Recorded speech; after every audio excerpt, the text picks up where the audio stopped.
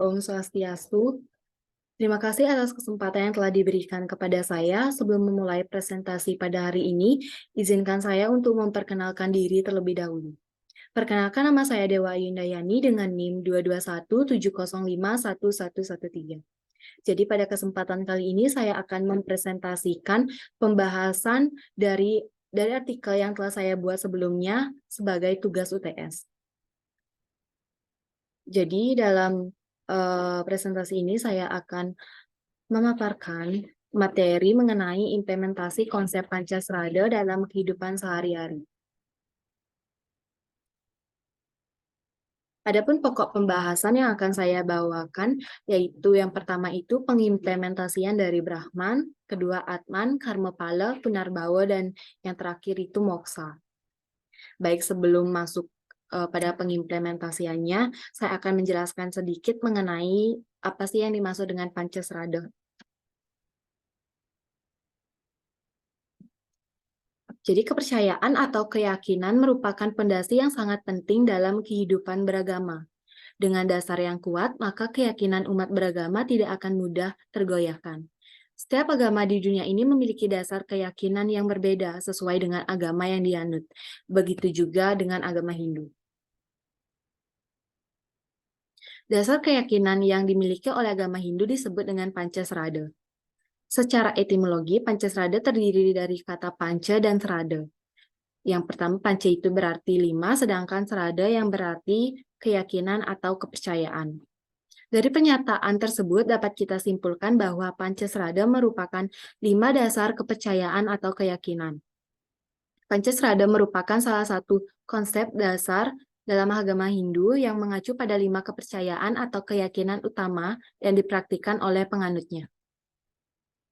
Pancasrada ini terdiri dari 5 elemen penting dalam kehidupan spiritual Hindu, yaitu Brahman, Atman, Karmapala, Punarbawa, dan juga Moksa.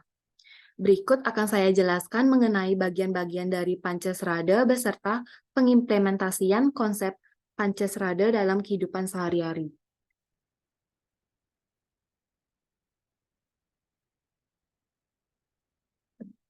Yang pertama, pengimplementasian dari Brahman. Dalam konteks ini dapat kita artikan bahwa umat Hindu mempercayai hanya ada satu Tuhan, yaitu Sang Hyang Widiwasa. Pernyataan tersebut terdapat dalam Chandogya Upanishad yang berbunyi Ekam Eva Avidya Brahma. Artinya Tuhan itu hanya satu, tidak ada yang kedua. Dalam kitab Upanishad mengajarkan Brahman memiliki 2 aspek, yaitu Saguna Brahman yang ditujukan bagi para ajnani dan Nirguna Brahman yang ditujukan kepada para jenani. Saguna Brahman memiliki pengertian bahwa Tuhan dalam manifestasinya dia berwujud, mempunyai aspek, atribut, dan sifat. Sedangkan Nirguna Brahman memiliki pengertian bahwa Tuhan yang tidak termanifestasikan, kosong, tidak terwujud, dan tidak dapat dicapai dengan akal pikiran serta panca indera. Konsep Brahman mengacu pada asal-usul segala sesuatu, yaitu sumber kekuatan dan energi yang tidak terbatas. Dalam kehidupan sehari-hari, umat Hindu dapat mengamalkan konsep ini dengan sebagai contohnya itu kayak gambar yang ada di layar. Jadi seperti melakukan persembahyangan, baik itu mebanten ataupun trisanya 3 kali sehari. Contoh lainnya yaitu merawat lingkungan hidup, menghargai hak asasi manusia, serta menjaga harmoni dalam hubungan dengan orang lain tanpa memandang agama.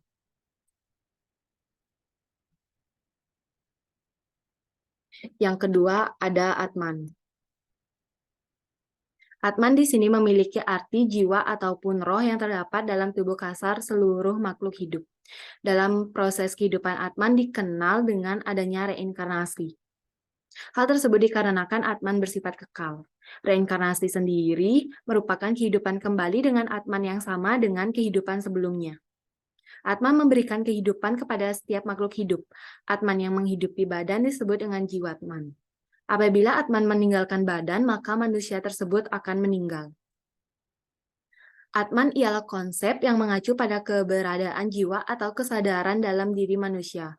Atman dianggap sebagai bagian dari Brahman, sehingga dalam mengamalkan konsep ini, umat Hindu melakukan dengan memperhatikan kebersihan dan keharmonisan dalam pikiran, ucapan, dan tindakan. Contoh implementasi konsep Atman dalam kehidupan sehari-hari yaitu dengan menjalankan meditasi, yoga, atau puja sebagai bentuk penghormatan terhadap Atman. Selain itu dapat dilakukan dengan menjaga kesehatan fisik dan mental dengan cara mengkonsumsi makanan yang sehat dan berolahraga secara teratur. Contohnya seperti gambar yang ada di layar. Kemudian selanjutnya itu karma pala. Jadi karma pala merupakan hasil perbuatan yang telah dilakukan sebelumnya. Umat Hindu mengenal adanya hukum karma pala, yaitu hukum sebab akibat. Artinya, setiap perbuatan baik akan mendapatkan kesenangan dan kebahagiaan, sedangkan perbuatan buruk hanya akan mendapatkan kesusahan atau kesengsaraan. Karma pala dalam agama Hindu dibagi menjadi 3. Yang pertama itu Sancita karma pala, Prarabdha karma pala, dan Kriyamana karma pala.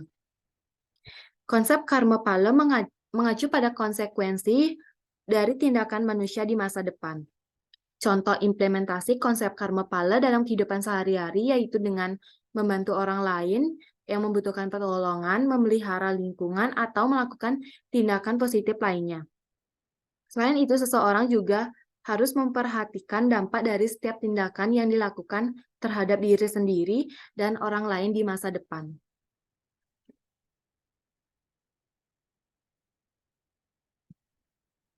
Yang keempat ada Punarbawa.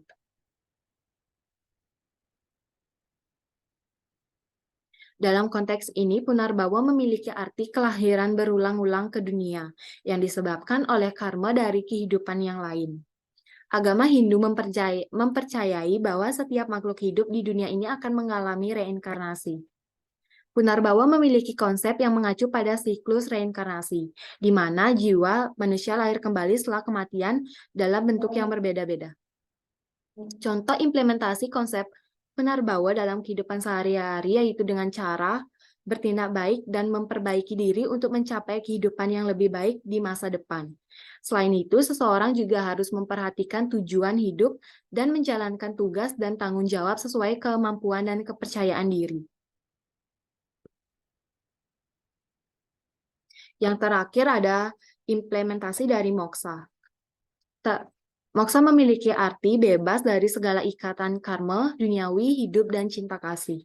Tujuan akhir dari kehidupan umat Hindu adalah moksa. Jiwa yang mengalami moksa tidak lagi mengalami ikatan nafsu dan keduniawian yang bersifat maya. Seseorang yang sudah mencapai moksa, jiwanya telah mengalami kebahagiaan yang kekal sesungguhnya. Contoh implementasi konsep moksa dalam kehidupan sehari-hari yaitu dengan menjalankan praktik meditasi dan yoga secara teratur, memperdalam pengetahuan tentang agama Hindu dan filsafatnya, serta melakukan pengorbanan untuk membantu orang lain.